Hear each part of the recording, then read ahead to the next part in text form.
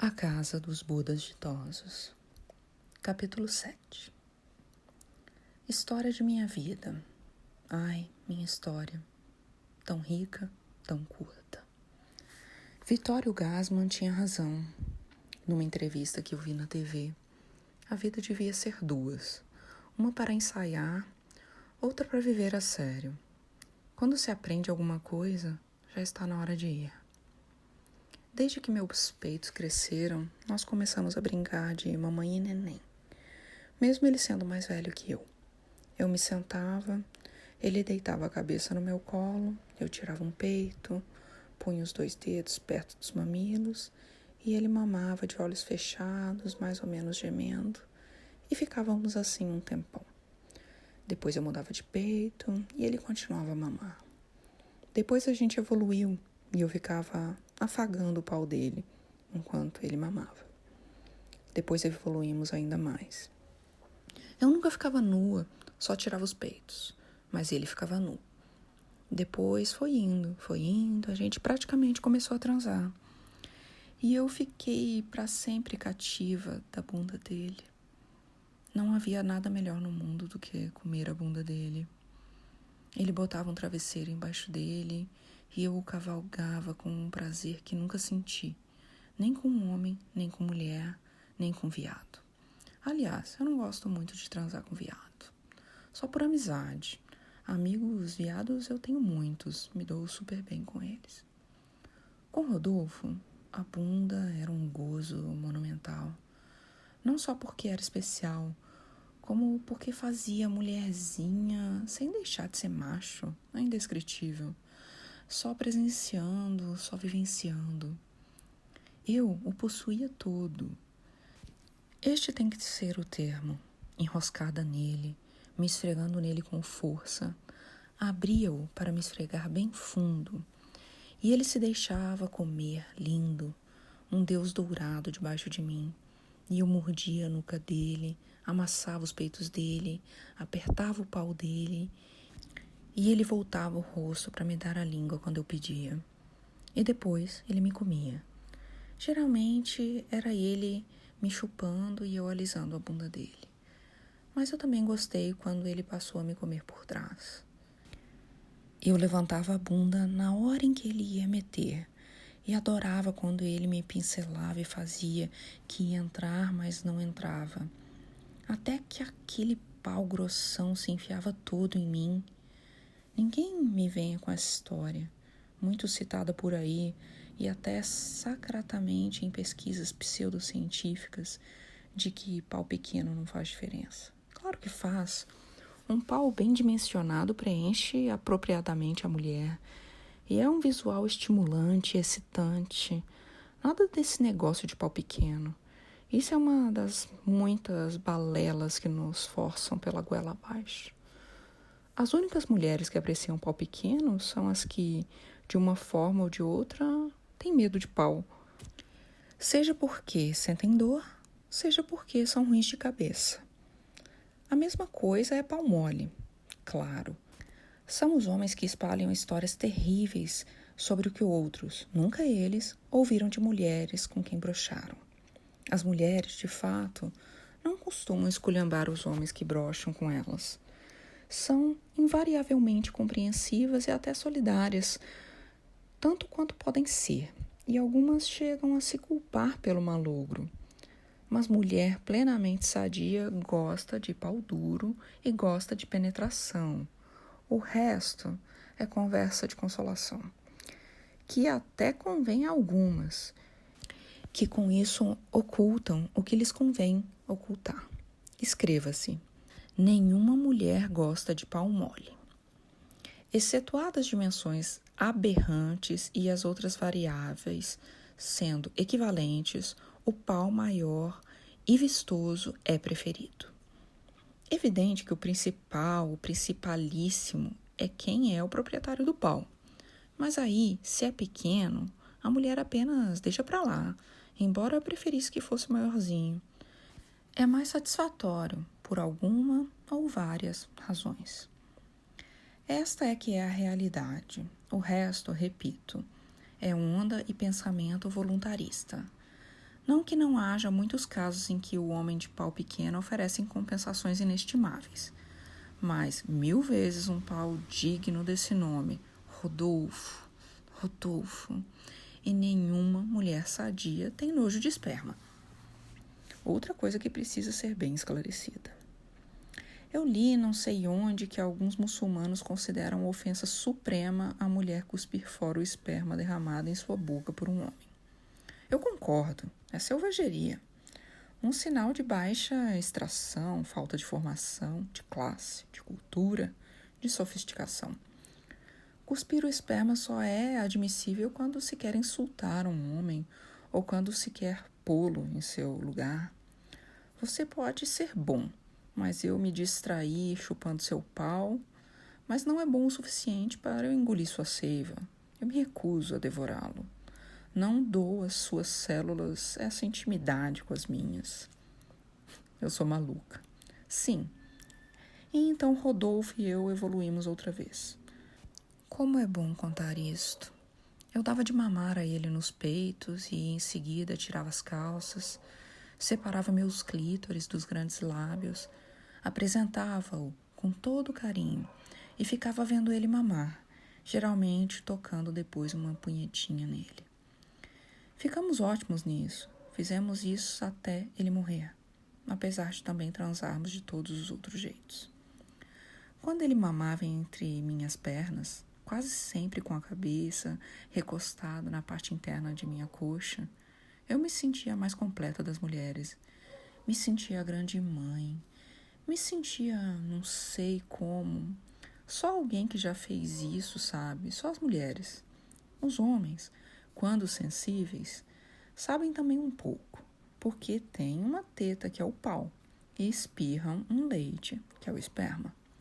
Mas, seguramente, na mulher esse sentimento é muito mais amplo e visceral. É intransmissível oferecer o clítoris com quem oferece um bico de peito e vem aquele homem mamando, ainda mais quando é o irmão. Ele encaixava tão bem aquele queixo lindo em meus baixios mais secretos. Eu queria que o corpo dele todo entrasse em mim. Queria me misturar. Sexo somente não era o bastante. Eu queria me fundir com ele. Rodolfo, Rodolfo, meu amor. Eu não vou fazer conferência, prometo que não vou fazer conferência. Sei que é um hábito intolerável, mas não posso deixar de fazer um adendo em relação ao incesto. Sou como o Bernard Shaw, não basta mostrar, tem que explicar, senão as pessoas não entendem. Claro que as mulheres de Rodolfo estavam cansadas de saber que muita coisa mais do que beijinhos havia entre nós. Eu nunca escondi que tinha uma loucura por ele, embora sem precisar até que ponto e assim por diante. Mas sempre me indignou ter que esconder o que para mim é a coisa mais natural do mundo. Tenho absoluta certeza de que o número de irmãos que transam com irmãs, tios e tias, sobrinhos e sobrinhas, pais com filhas, mães com filhos, há de infinito. É muitíssimo maior do que a nossa hipocrisia admite e não dá razão porque deva ser de outra forma. E primos criados juntos? É universal, cousinage dangereux vousserage. Antes de poder evitar filhos com segurança, vá lá, havia alguma razão genética. Mas hoje em dia, mesmo antes da pílula, quando se podia fazer um aborto nas melhores clínicas, bastando ao médico usar o nome artístico de curetagem, incesto era normal no Egito Antigo. Juno era irmã e mulher de Júpiter, como todo mundo comia todo mundo, é natural. Artificial é a noção de incesto como mal em si. Não tem nada de intrinsecamente mal no incesto.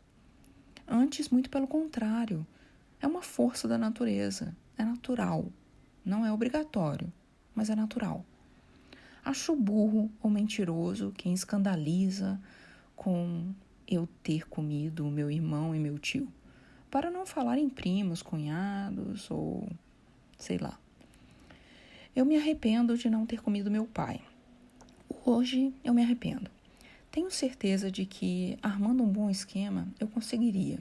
Ele também era normal e eu adorava ele. E bem que eu podia ter contracorneado minha mãe, ia fazer bem a todos os envolvidos. Até a tio Afonso, quem sabe. Início eu sinto lá a cara feita de preconceito. Fico puta com essas contradições. Mas neurose é neurose. Tenho de admitir que sou uma nevropata. Talvez no feliz dizer de Euclides da Cunha. Porque também acho esse negócio de cornidão o maior atraso de vida. Ninguém é monógamo, nem homem, nem mulher. Só degenerado mesmo, maçoca, deslibidado, doente da cabeça gravemente.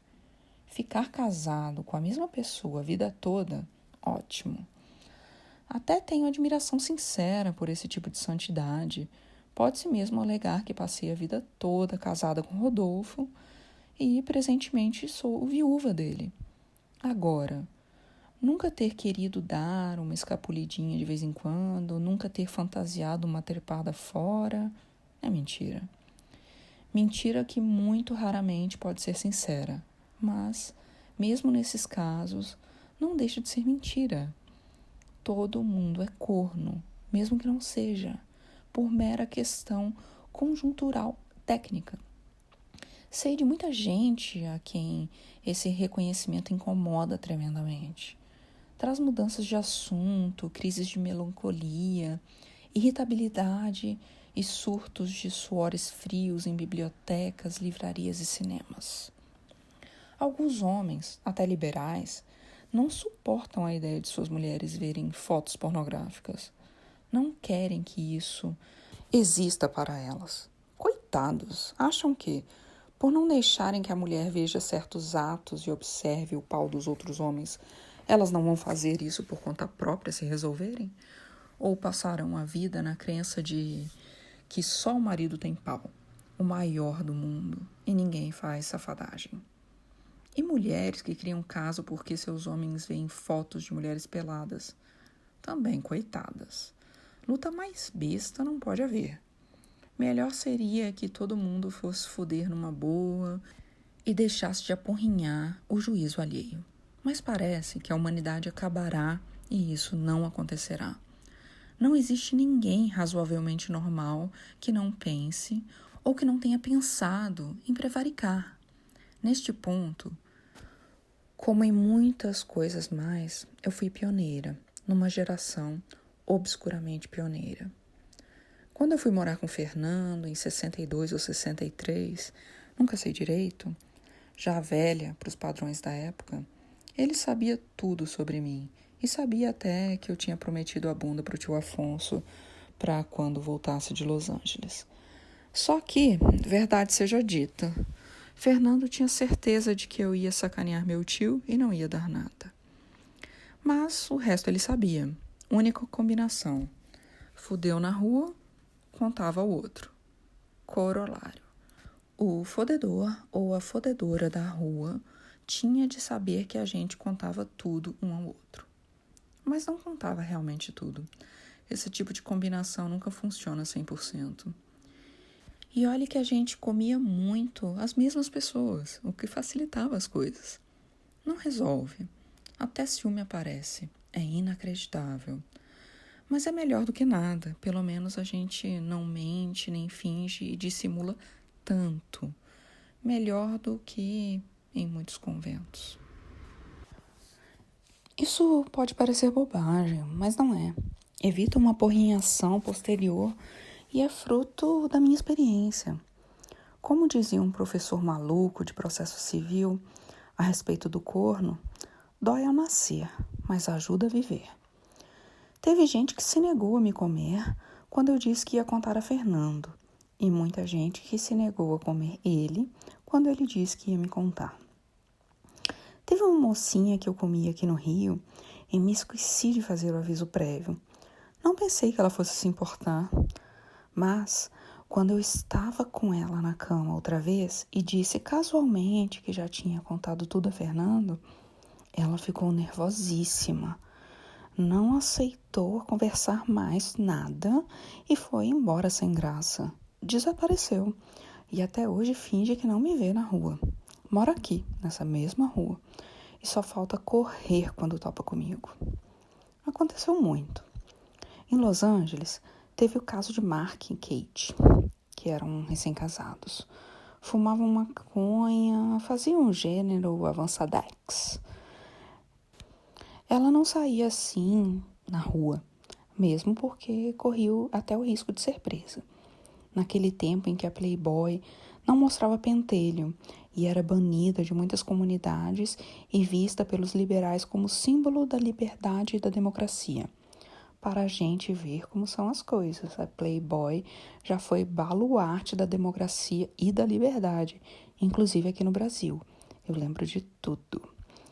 Ela não saía aí desse jeito, mas andava de vestido de malha em cima da pele pelos corredores do nosso prédio.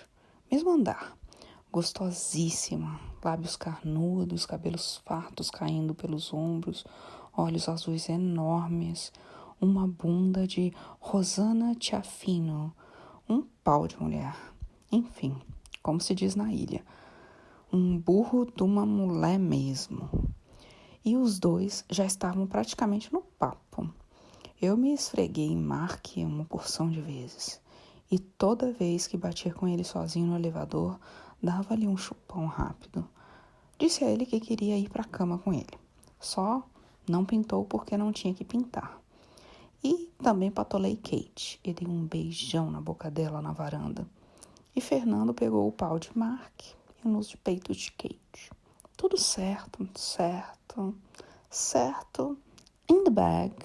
Só faltava o alinhamento final. E chegou o dia em que nós compramos uma garrafa de champanhe francês, desses de 5.000 contos a flûte. Pegamos o champanhe, fomos para o apartamento deles como combinado, queimamos 2 baseados, servimos o champanhe e, naturalmente, abrimos o jogo. Ah, pra quê? A vergonha. Em última análise, foi deles. Tenho certeza de que acabaram se separando e se arrependendo, mas na hora a vergonha foi nossa. Foi chatíssimo. Eles primeiro tomaram um susto, mas logo assumiram um ar afetadamente simpático e de mal disfarçada condescendência. Ô hipocrisia! Ô praga de humanidade! Até quando? E disseram que naturalmente continuariam nossos amigos de sempre, mas a cultura deles era diferente, compreendiam nosso equívoco, mas aquela não era a praia deles, não queriam que ficássemos magoados. Compreendiam nossos padrões de conduta e nada tinham contra eles, mas não podiam adotá-los. Tanto Fernando quanto eu fomos elegantes. Nem mencionamos, como podíamos ter feito, a que ponto que, separadamente, tínhamos chegado com os dois. Agora, quem não queria mais era a gente. Eles perderam o interesse. Um horror. Foi tão chato que Fernando propôs logo a gente se mudasse, para nunca mais dar de cara com eles. E eu topei. E foi ótimo termos feito essa mudança, porque o bairro novo, cidade, aliás, Los Angeles são milhares de cidades. A gente atravessa a rua e paga impostos diferentes. Era meio riponga chique, apesar de os hippies estarem só começando naquela época. E a gente se integrou como se tivesse nascido lá. Conhecemos logo o Mike e a Alice e fizemos o nariz com eles. Pó ainda era meio raro, mas eles tinham ótimos fornecedores. Até esse tempo a gente só conhecia birita mesmo, maconha e assim meio mal. Lança-perfume, Pervitin, Dexamil e mais uns outros 2 ou 3 comprimidos. Tudo meio coisa de pobre. Veja só. Pó, essa desgraça que só serve para experimentar uma vez, para não se ficar ignorante. Acho, sim, que a pessoa deve experimentar uma boa cocaína. Aí cheira um par de vezes, faz e diz as sandices delirantes e confessionais comuns a quem cheira e compreende que é uma merda e a deixa de lado. Assim seria ótimo, porque o ser humano precisa compreender a fim de selecioná-los para seu uso, os variados instrumentos para se entrar num barato e alterar a realidade percebida. Digo percebida para qualificar a realidade, porque a realidade, naturalmente, não existe em si. Lenin era grosso e o bispo Berkeley era fino. A física quântica, mais fina ainda. Pergunte a um cientista nuclear o que é a realidade e ele vai gaguejar, se for honesto. Mas existe uma realidade percebida e o ser humano não pode tolerá-la. E aí altera a percepção. Desde que o homem é homem, ele procura isso por milhares de vias. As mais conhecidas sendo o álcool e as drogas em geral, naturais ou não. A música é isso. A música não é senão isso. O único intermediário é o ouvido. Ela vai direto e afeta quem a ouve. Nunca deixa de afetar, de uma maneira ou de outra. Então, eu acho que se deve experimentar. É uma burrice não experimentar. Quem não usa nada, nem secretamente, é um perigoso louco que possivelmente mataria alguém. O problema é que tem muita gente que tem dificuldade em ver que aquela droga cobra um tributo que não se pode pagar e não sai daquela em que eu entrei. E, graças a Deus, saí sem precisar de um esforço extraordinário. Muita gente fica grudada naquela droga e eu achava que ficaria. Sou obrigada a confessar que tive um deslumbramento cocainal. Quando fui apresentada e durante anos a seguir, pó me pareceu uma chave do universo e da felicidade, a droga da sabedoria, da verdade e da iluminação, o brilho. Estupidez é exatamente o contrário. Mike e Alice cheiravam todo dia, e se continuaram, e ainda estão vivos, devem ter se transformado nos cacos irreconhecíveis e imprestáveis. Eles também tinham muita grana. Ele transava pó com os milionários amigos e ganhava uma baba só com isso. Era uma completa insanidade. Havia ocasiões em que passávamos dias a fio cheirando e bebendo em volumes industriais, conversando sacanagem e entrando numas barras pesadinhas, como na madrugada em que os 4 resolvemos sair de carro pela Harbor Freeway, nus da cintura para baixo. E é um milagre que nunca tenhamos entrado em cana. A gente fazia de tudo. Estava entrando na moda a wife swapping e nós entramos em vários grupos. Uns sem pó, outros com pó. Tinha que haver um sem pó, porque pó é broxante. O sujeito fica ligadão em sacanagem, mas geralmente o pau não sobe. Só dá para tirar um sarro mesmo. Ou então chupação e coisas assim. Mas normalmente só sai o papo alucinado mesmo. Eu tenho um amigo que cheirava muito e quando ia sair com uma mulher perguntava: com pó ou com pau? Ela que escolhesse, porque se havia pau não podia haver pó e vice-versa. Ele me contou uma vez que conseguiu uma meia bomba e usou uma calçadeira pequenininha, dessas que às vezes distribuem em avião. E apesar de ter havido alguma penetração, a experiência não agradou. E tinha grupos chatíssimos entre swappers, religiosos, vegetarianos, esperantistas, o que você possa imaginar. Americano consegue ser chato e cagar regra até em suruba. São os piores do que os alemães, que, quando botam qualquer coisa no juízo, ficam completamente despirocados e não respeitam regra nenhuma. Nos Estados Unidos, há um manual e um curso para tudo, e sem dúvida, lá, muito se trepa de acordo com os manuais. Mas isso não é geral e dá para se distrair com fartura. Nós frequentamos há algum tempo esses grupos e tudo somado foi uma experiência divertida e valiosa. Mike também tinha um estúdio fotográfico em casa, equipamento de primeira, até com fundo infinito e diversas paisagens, o maior high-tech. E nós tirávamos fotos nus, não só nós quatro, mas muita gente mais. É assombroso como tem gente que sonha em tirar foto nua, embora a maioria reprima. É uma pena e um desperdício. Botamos todo tipo de gente peladona naquele estúdio e em outros lugares que a gente descolava. Era uma festa.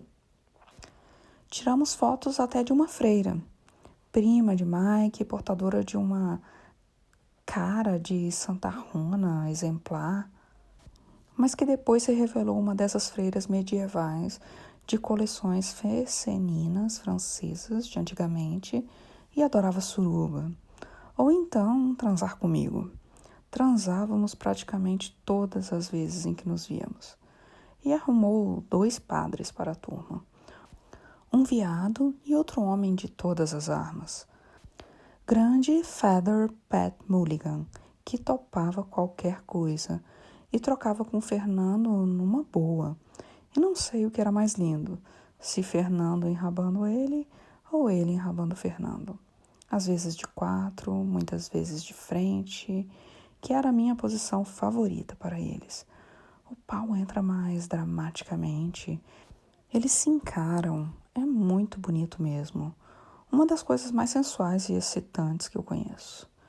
Também era muito bonito eles se chupando de olhos fechados, pondo com volúpia o pau na boca do outro. Eu ficava fora de mim e quase nunca conseguia permanecer somente apreciando como eu planejava antes e participava de alguma forma.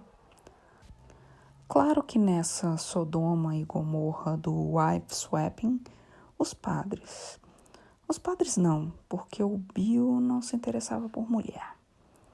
Patty e a freira tinham um certo problema porque não dispunham de cônjuges para apresentar. Mas a gente apresentava um como cônjuge do outro e Mike falsificava licenças de casamento se fosse necessário. Que loucura! 2 pessoas casadas que vão trepar com outras exigindo papel passado. Ou isso é loucura rematada, ou é de um requinte por mim inatingível. Embora possa imaginar um certo cenário, um filme de Buñuel, por exemplo. Deve haver filmes, relatos e ensaios sobre wife swapping, mas nada pode descrever aquilo. Nenhum filme, nenhuma coleção de filmes e livros. Eu adorava quando podia ir como mulher de Padre Pat, porque ele era excelente marido e companheiro e adorava perverter aquelas peruas cheirosas de cabelo armado e sapatos brilhosos da mesma cor que o vestido, o cachecol, os brincos e tudo mais. Ele ensinava as coisas mais escabrosas, fazendo as caras mais inacreditáveis. E eu ali, batalhando pelo Oscar de coadjuvante. Aprendi muito com ele também. Ele era privilegiado. Os irlandeses, que eu saiba, não têm fama de desmarcados, mas o dele era muito grande e grosso e ficava duro como uma viga de madeira, apontando para cima e gozando com uma força e abundância que, onde quer que ele gozasse em alguém, esse alguém sentia inundação e amava isso. Às vezes ficava sentada com a boca junto ao pau dele, assistindo, transportada a ele bater uma punheta para, na hora de gozar, dirigir o jato à minha boca aberta. Fizemos muito isso em ocasiões que a pressa era inimiga da perfeição e tiramos vários finos. Fomos quase pilhados diversas vezes, mas isso dava graça. Ele fez milagres. Vai ver que ser padre tinha alguma coisa a ver com isso. Ou então o diabo lhe dava uma colaboração extraordinária. Andy mesmo. Andy era uma mulher que nós comíamos num desses clubes, descoberta por ele. Quer dizer, descobrir todo mundo tinha descoberto, porque ela era exibidíssima. Ele descobriu, foi o talento dela, por trás daquela boçalidade empetecada e ao lado do marido meio broxa e barrigudão, sem charme nenhum, coitado. Mas acho que preferia frequentar aquela turma, onde pelo menos estava nominalmente em igualdade de condições do que tomar o corno solitário que fatalmente tomaria. No começo, eu achei que Padre Pat era maluco, querendo que a gente comesse aquela Jane Mansfield de 8ª categoria. A verdadeira Jane Mansfield era fantástica e eu quase como verdade mesmo. Mas isso é outra história. Foi num coquetel em Beverly Hills. Me lembre depois. Mas ele tinha razão. Ela era uma gênia, um diamante bruto. Em 2 meses, já sabia e gostava de tudo. Deixou de achar que chupar pau era fazer caras e bocas e passar a língua frenética na glande, como uma cobra com problemas neurológicos. Aprendeu a curtir tudo. Comeu todos os homens, mulheres e sortidos disponíveis. Ficou craque em todas as modalidades. Virou absolutamente outra. E o casamento acabou, claro. Tracy, o marido dela, realmente não tinha jeito. Nossa freira, Sister Grace, aliás, Mrs. Saunders, aliás, Maureen, aliás, Dee, aliás, tanta coisa. Acho que nesse clube ela era Miss Rivera, mulher do Fernando. Ela fez o impossível para traçar Trace ao convívio da humanidade. Mas nem ela seria capaz desse feito. Nem eu. Nem Norma Lúcia. E cumpriu-se o karma de cada um. Nós transando com Andy e Tracy se dando por muito feliz em ser chupado com afinco e dentes por Rita May, a magrela de Iowa que ninguém queria comer. Eu queria ser pintora, prima de um Bruegel qualquer, um Bosch qualquer, para pintar aquelas noites e dias.